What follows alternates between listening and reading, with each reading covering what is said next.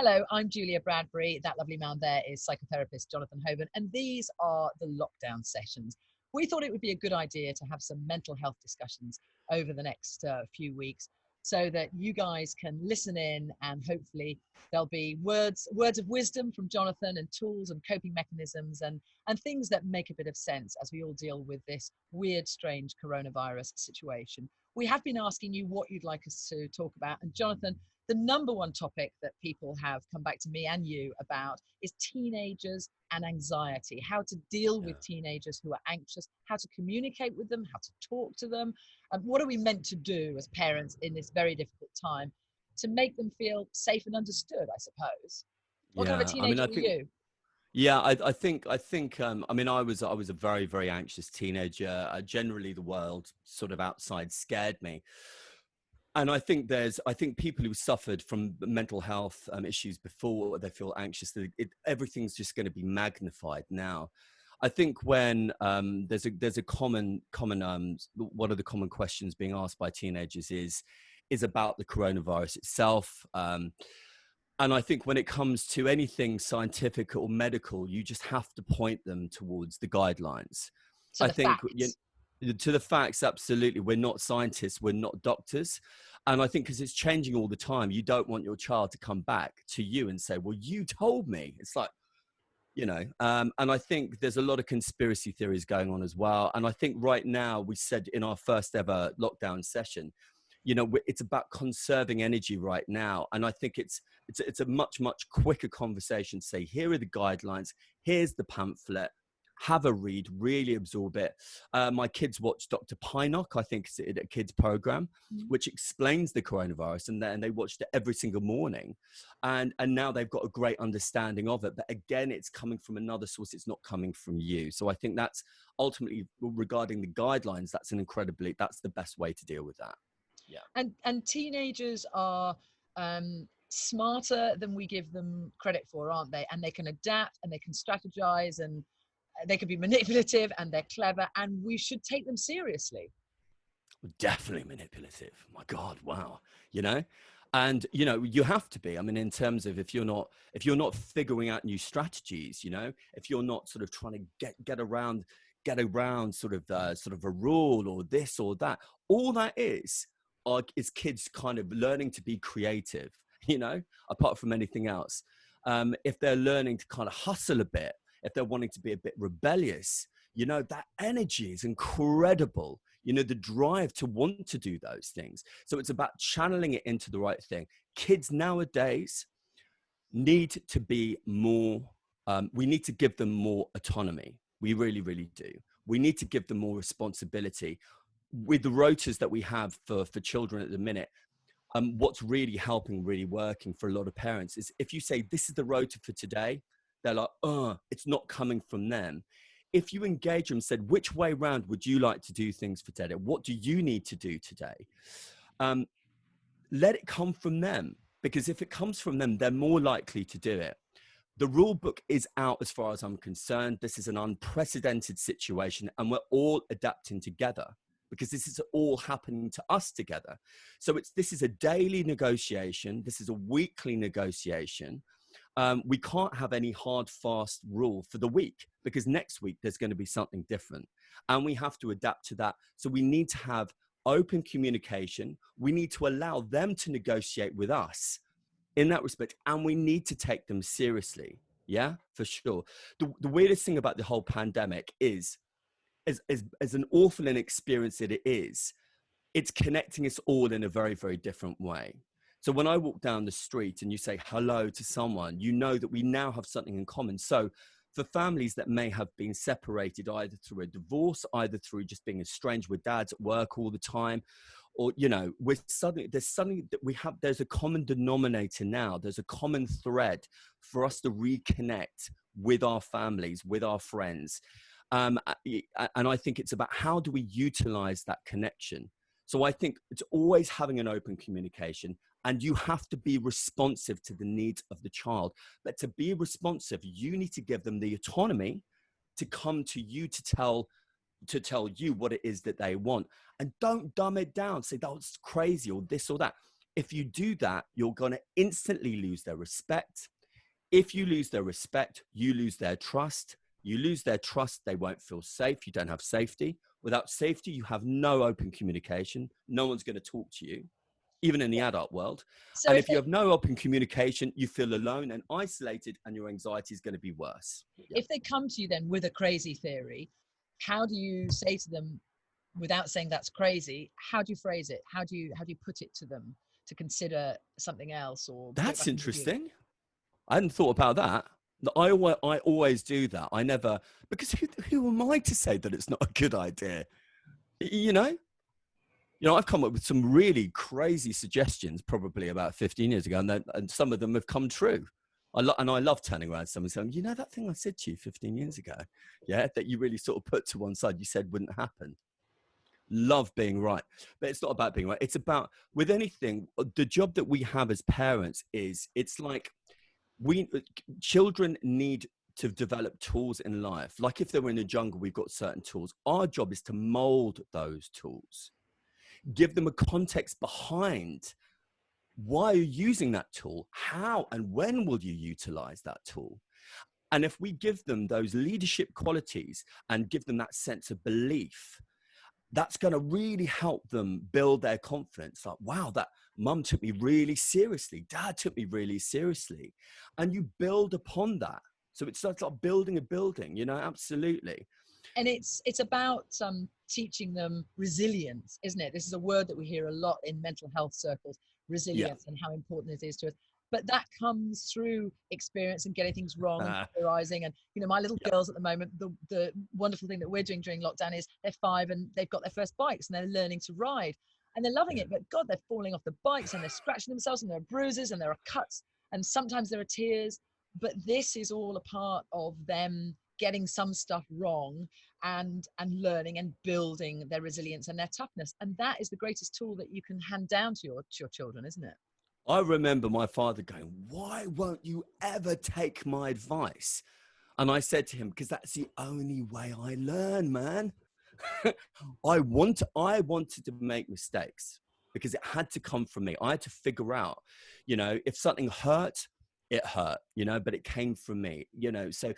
And I think, again, it's like, again, as you said, if you hurt yourself, it's like they'll figure out another way to sort of ride the bike or, whatever. But just, I think if we're overprotective, we're giving a subconscious messaging that you're unable to do this.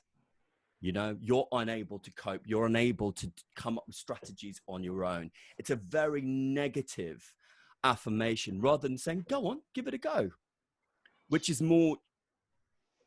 I suppose it's an easy mistake to make as a parent, though, isn't it? Because you do want to protect them. And although it's important for them to make mistakes, you don't want to make too big a mistake. So it's a protective mechanism from the parent's point of view. But we need to think about how we're protecting them. Are we protecting them for the short term? Or are we protecting them for the long term? Yeah? Yeah. I mean, the minute, if you want to overprotect your child, the minute you're not looking, they're going to be trying something else. I try that with my kids. I want to protect them. The minute I'm going away, they're sort of flying across the room, jumping off the sofa. It's in your nature to want to do that. As again, we're animals. That's how animals learn. As I said, I think I may have told you the story, but in terms of, I watched Back to the Future, we were told by our mother, you can go out on the street, just don't get hit by cars. Yeah, that was the thing. Good just advice. Don't get hit by a car. I didn't get hit by a car, I'm still here, But again, it was kind of like, I'm giving you the responsibility. Be responsible, So it's like, great, I can be responsible. It's confident building. It's motivating.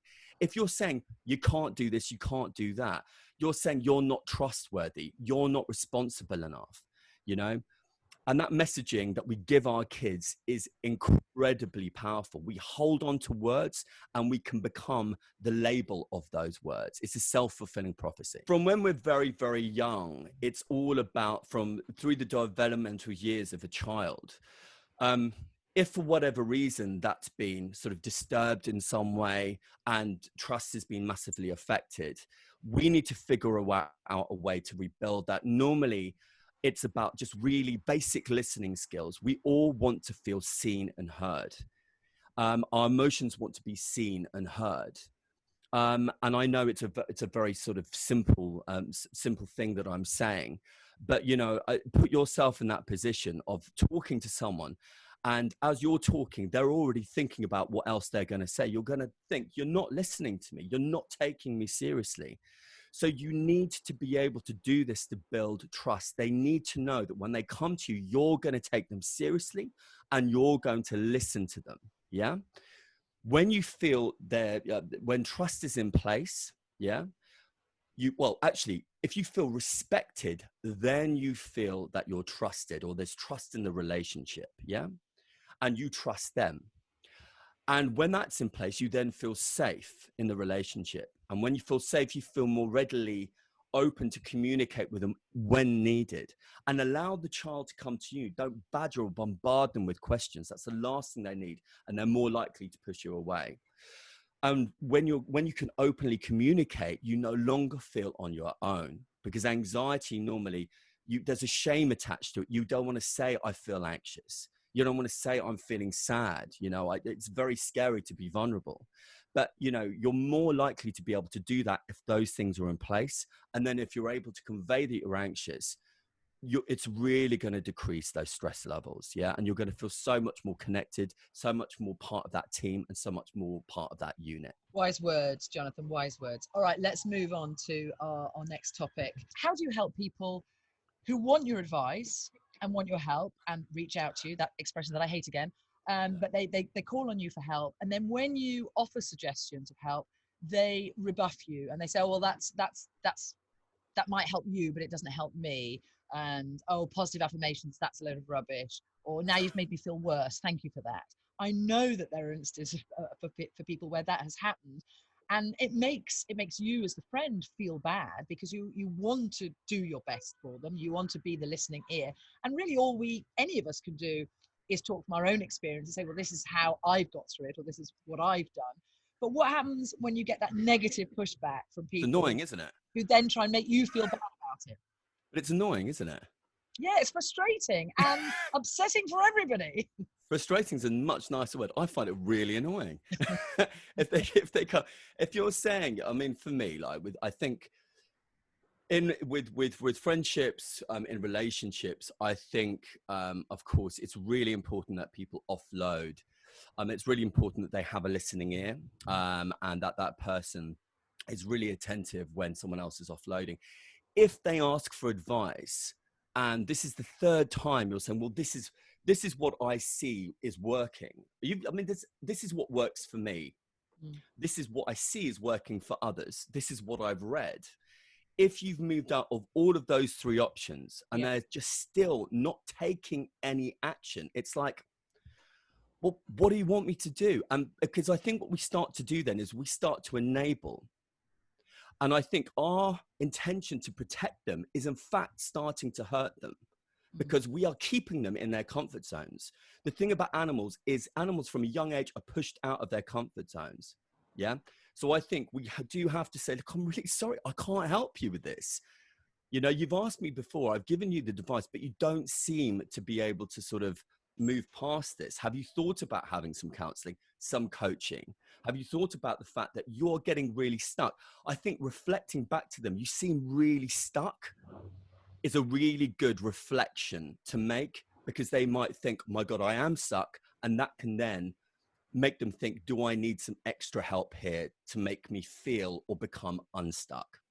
It's also, it can be quite useful to encourage people to help others, can't it? To get them to do something else, which almost takes their mind off their situation, but that can be quite empowering for them and can also help them develop a more positive attitude. Well, people who are just constantly wanting to offload, they're anxious, they're fearful, and they don't know, they don't know what to do. And I think with that, we can start really ruminating, and we go very, very, very inward. And I think, I think the line of how do we be of service to others? takes the attention away from myself. It really slows down that anxiety and that rumination. Because if we overthink, it's a snowball effect. You thinking about it more and more is just going to make it go faster. It's going to give it that energy. It's going to feed it. So we need to put ourselves down and think, right, how can I be useful to others? Yeah. And I think when you're so involved with yourself, it really does lower your esteem, because the inner critics at work, we're putting ourselves down. Why am I feeling like this? If you're doing something for others, it's an esteemable, let's say, an esteemable thing to do. And I think that raises self-esteem, gives us a bit more confidence, and that really does help slow that anxiety down. The more confident we become, generally, the more anxiety will lessen. So good luck to everybody out there who's trying their best to help friends and hitting a bit of a brick wall. Try some of those techniques. Breathing is incredibly important, and it's something that you and I, when we were having our preamble chat, we wanted to cover it, because there are lots of things that we can do ourselves for ourselves at home to calm ourselves, to help ourselves sleep, sort of self-help tools. And I think people sometimes get a bit anxious that they do need professional help all of the time, and how can they access things for themselves. And breathing is one of those things that we can all take control of and we can all do, can't we? You're going to give us a little breathing technique in a moment. I'm going to tell people to have a little look out for this book. It's called The Oxygen Advantage by Patrick McGowan. And he basically talks about how important breathing is to all of us. And we all breathe too heavily. We breathe through our mouths a lot when we should be breathing through our noses. And we can really calm ourselves down, can't we, by breathing slowly, consciously. You sort of send messages back to your nervous system saying, okay, we're in this mode now. We're not in the fight or flight. We're really stepping back. And you've got one of your favorite breathing techniques that you use. You're going to show us now, and this is how you get to sleep, isn't it?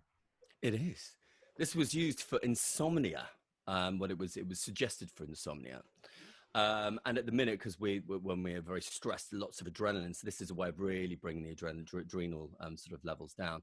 So 4-7-8 breathing. It's called 4-7-8 breathing, because we breathe in for 4, we hold for 7, and we release through our mouth for 8.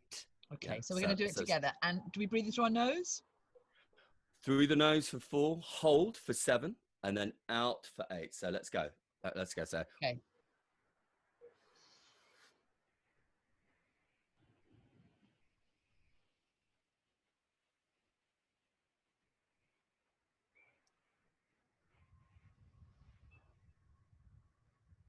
Instant calm.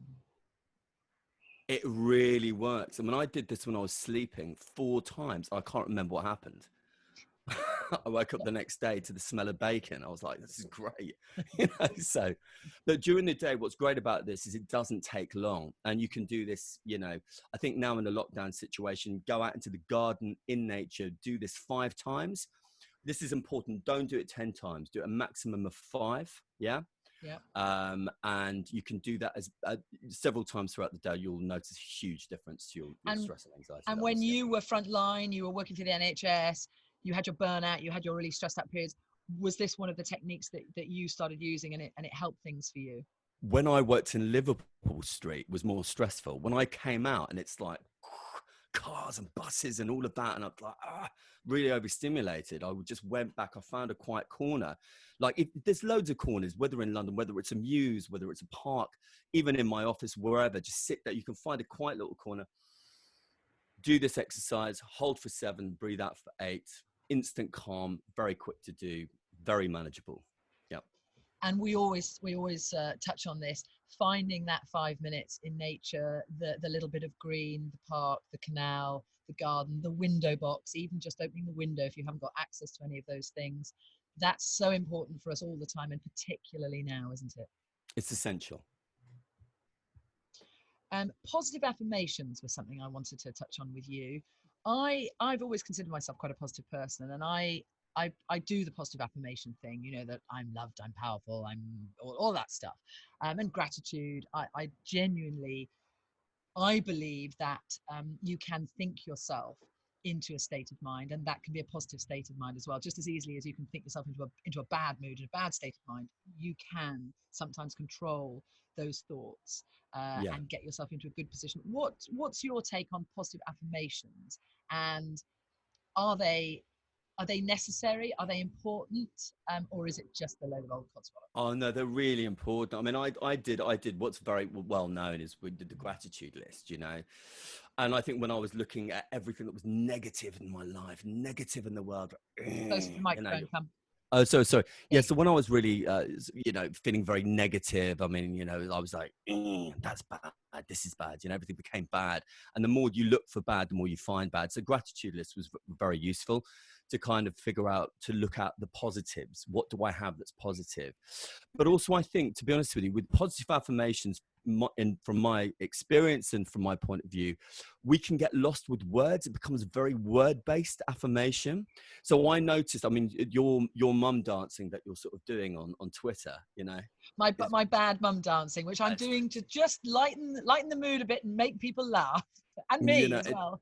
in another lifetime, another crid. I mean, it's fantastic. It's great, you know. So, but with this, when we move, when we dance, I mean, apart from anything else, we come from tribes. You know, we're designed to move, and you know, I think with TikTok's become very popular, hasn't it? Yeah. People doing fun things, you know, people sort of just keeping it light. At the minute, we need in our time to decrease stress, but that affirmation, we're affirming. Some people haven't danced in years, or they haven't been silly in years, and I think it's really affirming that kind of light-hearted side, that fun side, when we're not taking ourselves too seriously, which I think is a great confidence booster anyway.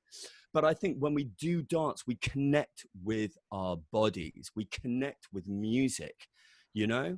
And I think that's massive, really, really. I think that's probably one of the best positive affirmations we can, you know, for me, because it's more sensation based rather than word based, you And know. people can get embarrassed by words as well. That if they have to say things out loud, some people feel uncomfortable with that, and they just feel a bit silly about it. And I'm not saying that they shouldn't feel silly about doing bad mum dancing either, but it's an easier thing to do. You can go and do that on your own in a cupboard or anywhere in a quiet corner of the house, can't you?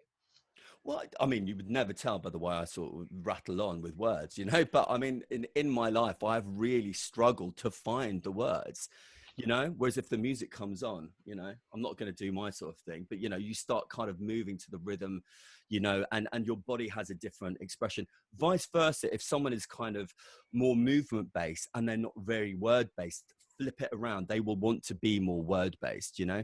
Mm. So I think it's always kind of looking for an outlet that you don't normally use. And if there's something like in my job, there's a lot of words. So for me, if I play music and I feel music, or if I'm dancing, or even if I watch other people having fun, or if you're doing sort of artwork or painting or whatever that is, I think there's other ways to affirm yourself.